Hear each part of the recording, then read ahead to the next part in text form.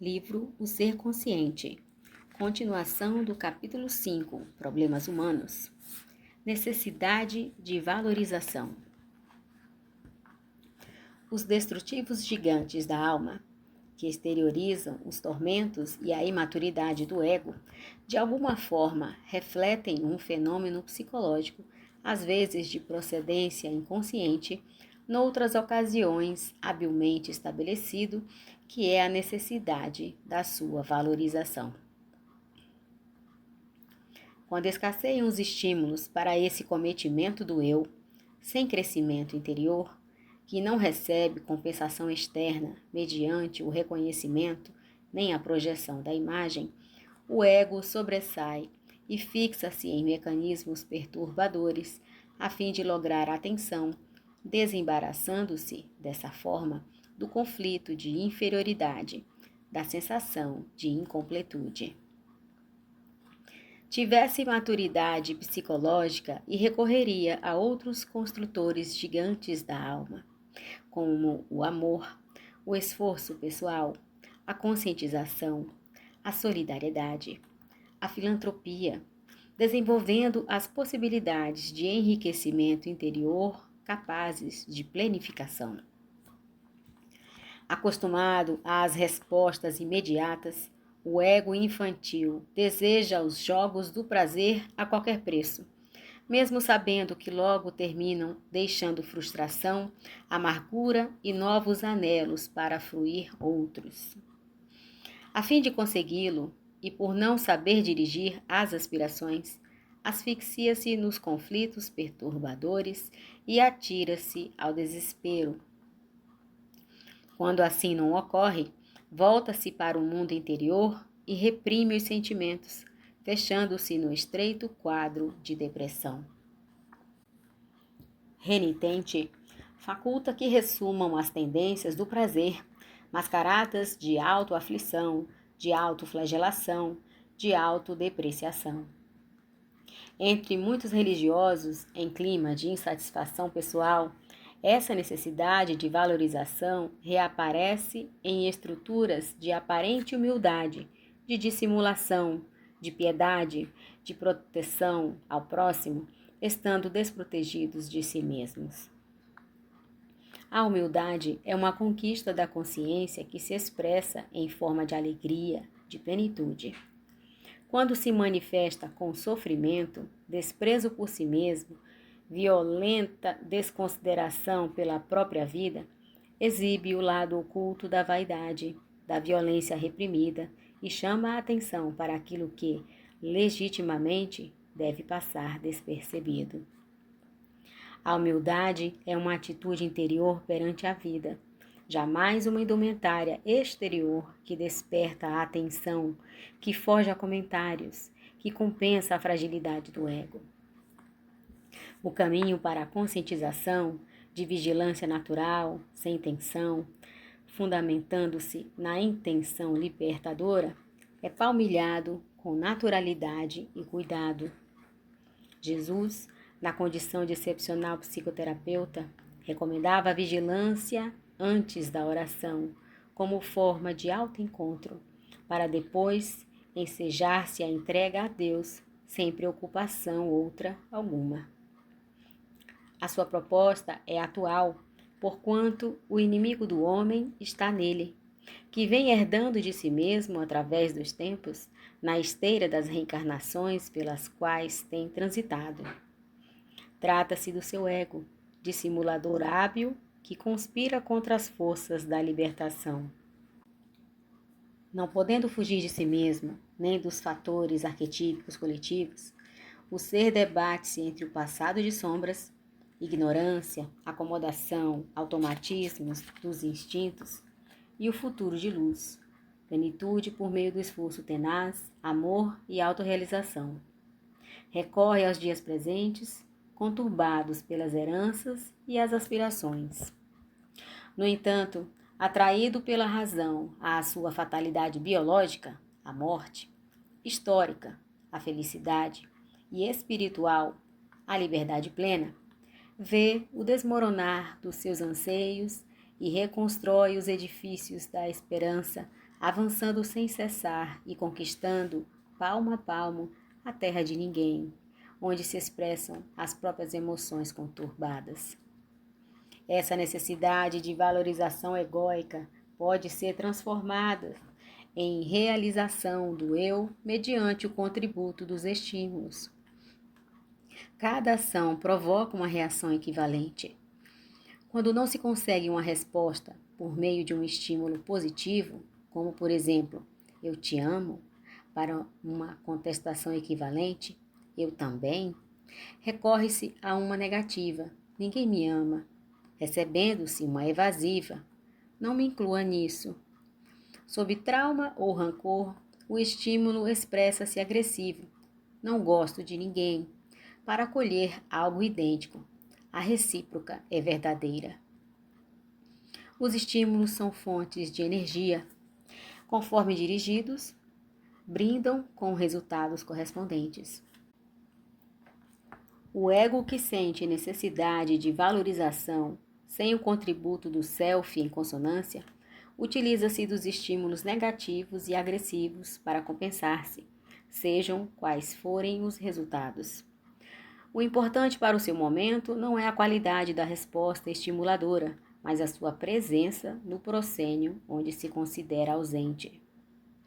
Verdadeiramente, no interrelacionamento social, quando todos se encontram, o ego isola suas vítimas para chamar a atenção ou bloqueia-as de tal forma que não ficam ausentes, porém tornam-se invisíveis. Encontram-se no lugar, todavia não estão ali.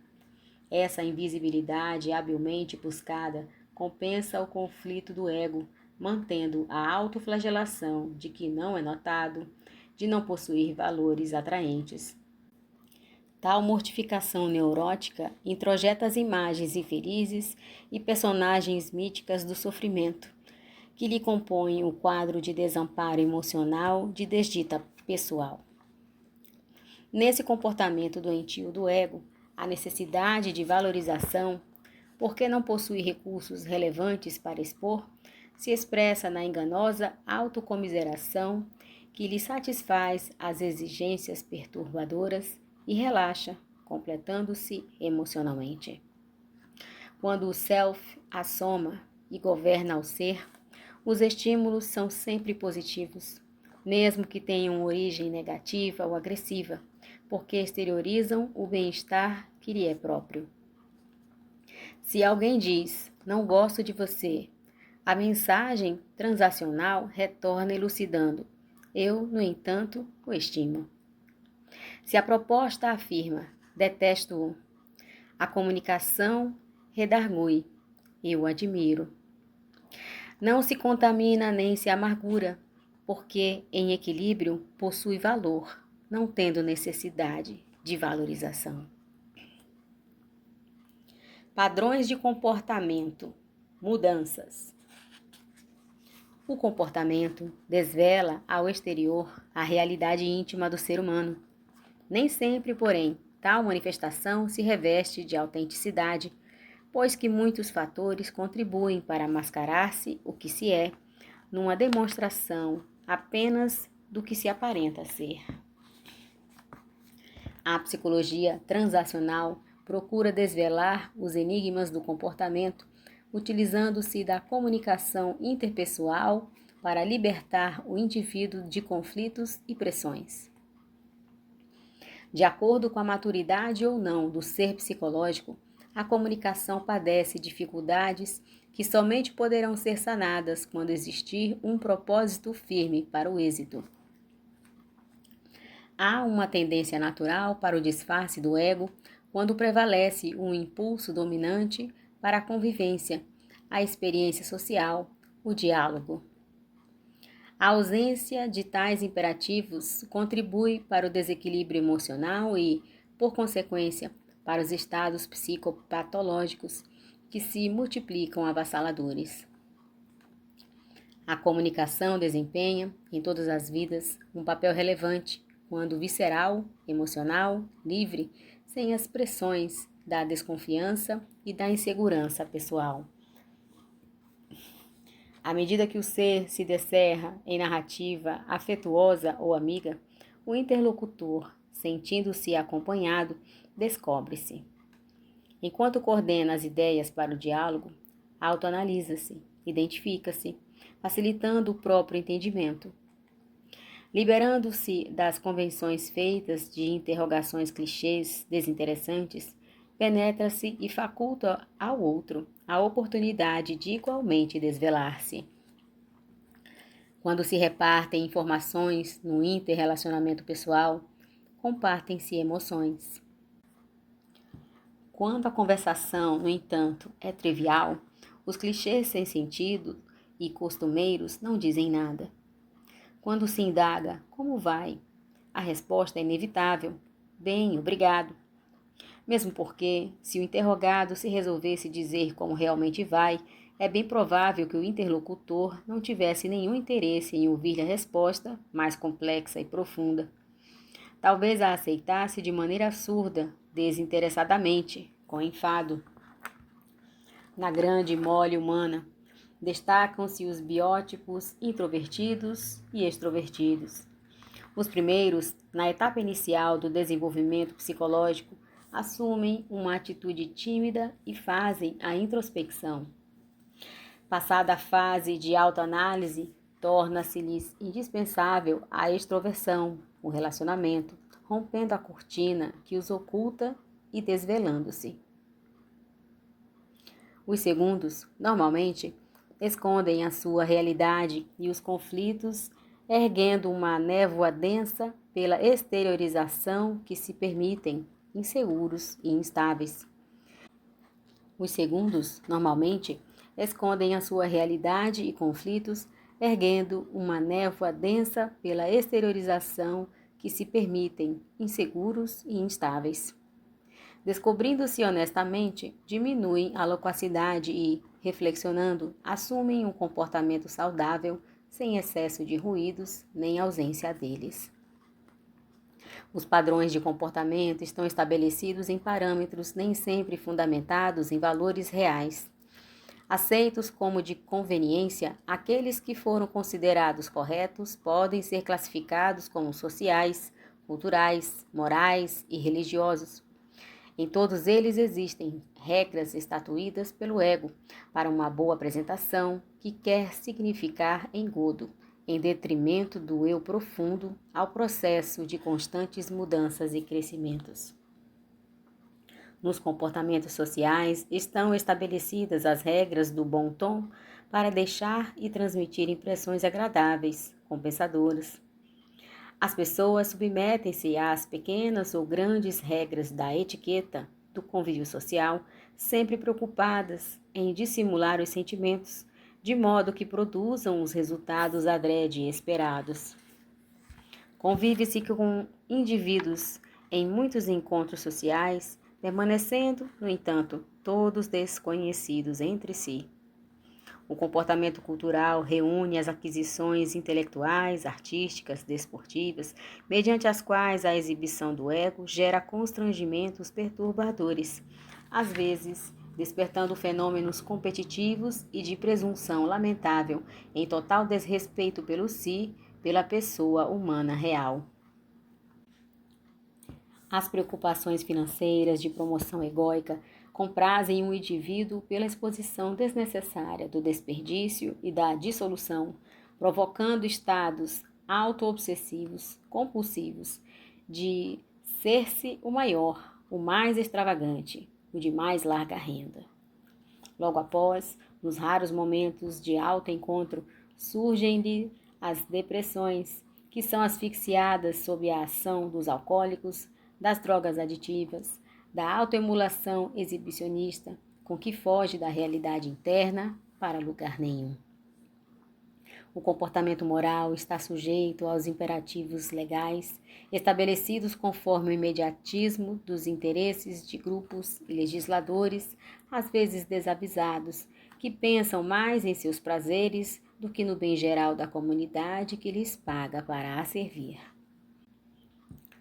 Elaborando leis, desincumbindo-se do que lhes é dever, muitos desses homens públicos, insensatos, dão a impressão de que estão realizando algo extraordinário que os sacrifica e não aquilo para o que são regiamente remunerados. Apoiam-se, então, em comportamento moral e social de tendências egoísticas, sem qualquer consideração para com a vida. Na área do comportamento religioso, inúmeras imposições castradoras contribuem para condutas falsas, sem qualquer consideração pelos fundamentos das doutrinas, que se devem pautar pelos processos de libertação das consciências e não do apavoramento, de pressão, de hipocrisia, de discriminação. Jesus conclamou os seus seguidores à busca da verdade que liberta, João 8,32, em cujo comportamento se fundem o ego e o eu, numa formulação de amor sem máscaras e sem conflitos. Os padrões de comportamento normalmente se fixam em diretrizes que não atendem à realidade do ser, geralmente mutilado nas suas aspirações nobres de vida, nos relacionamentos dignos, confiantes, saudáveis. A certeza da imortalidade da alma abre um elenco de comportamentos autenticados pela educação espiritual na busca do vir a ser, do transformar-se, do encontrar o outro, como propunha Kierkegaard, o filósofo e teólogo existencialista. O outro, que facilita o diálogo, Deus, é a fonte que se deve buscar para atingir a plenitude, a felicidade existencial. Mudanças. O ser humano prossegue em crescimento, em desenvolvimento contínuo, em mudanças. É natural que, por efeito, o seu comportamento sofra alteração. Toda a contextura celular renova-se incessantemente e as experiências, como as vivências, contribuem para a mudança de padrões comportamentais em inevitável processo de aprimoramento do ser, à medida que o self se liberta das contenções impostas pelos arquétipos defluentes das reencarnações pretéritas. A estruturação psicológica da pessoa humana está, como decorrência, a exigir renovação e estudo de si mesma, a fim de crescer psiquicamente, na razão em que se lhe desenvolvem os equipamentos orgânicos responsáveis pelo amadurecimento cultural e social, alargando-lhe a percepção moral e a religiosidade perante as exigências da vida. Assim, ninguém é igual a outrem, nem pode ser avaliado mediante as comparações da frágil aparência. A conquista de si mesmo é o desafio constante para a autorrealização, a harmonia psicológica, o desenvolvimento das percepções parapsíquicas e mediúnicas.